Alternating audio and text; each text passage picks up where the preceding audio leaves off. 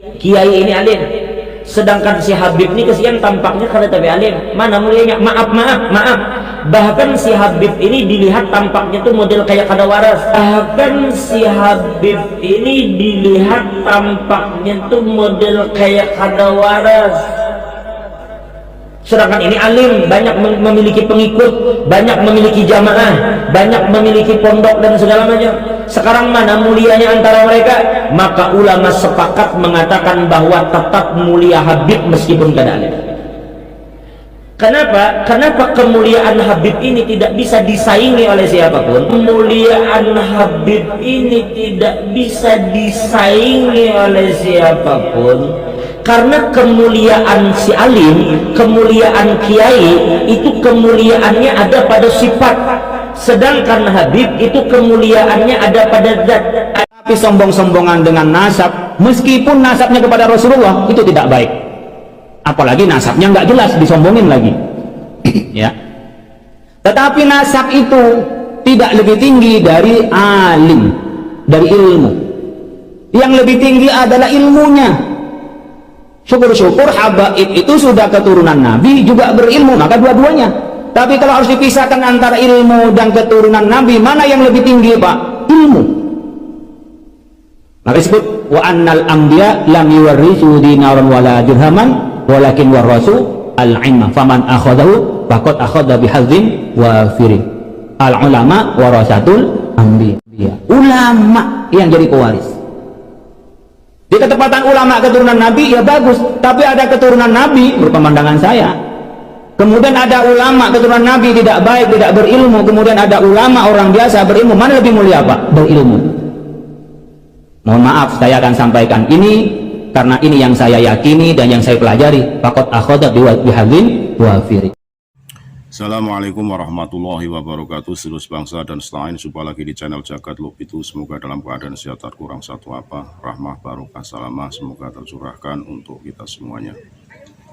Terkait dengan ceramah yang disampaikan oleh Oknum Habib, kembali doktrin-doktrin disampaikan terkait bagaimana berat lebih mulia daripada ilmu atau ilmu. Apa yang disampaikan oleh Oknum Habib tersebut mengaburkan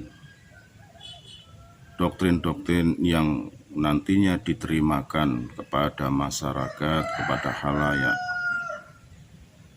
Timbul mahabbah, kecintaan, akhirnya cinta buta, fanatik yang ada karena sebuah doktrin, itu bisa menimbulkan perbudayaan baru. Ini menurut Syekh Nawawi dalam kitabnya Nashihul Ibad.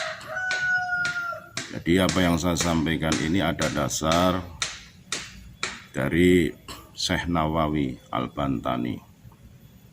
Kecintaan yang buta tersebut atas fanatik doktrin buta tersebut sehingga menimbulkan perbudayaan baru di negeri Indonesia ini. Karena apa? Mereka yang masih awam dengan doktrin-doktrin tersebut sehingga akan meninggalkan amaliyah ibadah yang pokok, justru akan mengejar yang sunnah. Disadari atau tidak, alam era sekarang akan seperti itu adanya. Karena juga banyak doktrin-doktrin yang menyebutkan sholatmu, ibadahmu tidak akan diterima manakala kamu tidak mahabbah kepada dzurriyyah Rasulullah SAW. Dzurriyyah Rasulullah SAW memang syarat zat harus kita hormati, tapi pokok dari ajaran Rasulullah adalah akhlak, ilmu. Ibadah tanpa ilmu akan salah arah. Ini yang nantinya dipahami oleh masyarakat awam. Cukup dengan mahabbah, cukup dengan memuliakan, itu sudah lepas daripada ibadah-ibadah pokok yang disyariatkan oleh Rasulullah SAW.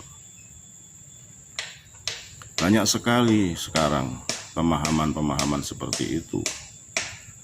Maka untuk itu Ketua MUI Kiai Nafis tetap menyampaikan kepada masyarakat bahwa ilmu itu di atas nasab.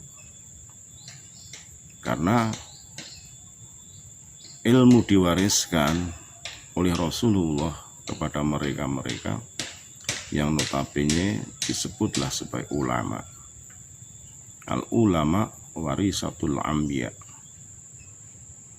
Kalau hanya dengan zat, dengan darah mereka lebih mulia daripada ilmu, ini mengingkari ajaran Rasulullah SAW. Karena Rasulullah sebelum wafatnya mereka tidak menyebut zat. Rasulullah menyebutnya umat, ummati, ummati, ummati. Bukan zati, bukan ummati, ummati, ummati. Rasulullah mengkhawatirkan umatnya. Untuk itu, kesadaran secara lahir batin inilah yang perlu kita sampaikan kepada masyarakat untuk mahabbah tapi tidak taklid buta. Mahabbah wajib. Secara zat Rasulullah Muhammad SAW wajib menghormati. Tapi tidak boleh taklid buta manakala dzurriyyah Rasulullah SAW itu secara akhlak dalam bersiar agamanya tidak sesuai apa yang disyariatkan atau apa yang diajarkan datuknya. Semoga apa yang saya sampaikan ini ada manfaatnya. Segala khilaf mohon maaf. NKRI Batin Nusantara milik kita. Assalamualaikum warahmatullahi wabarakatuh.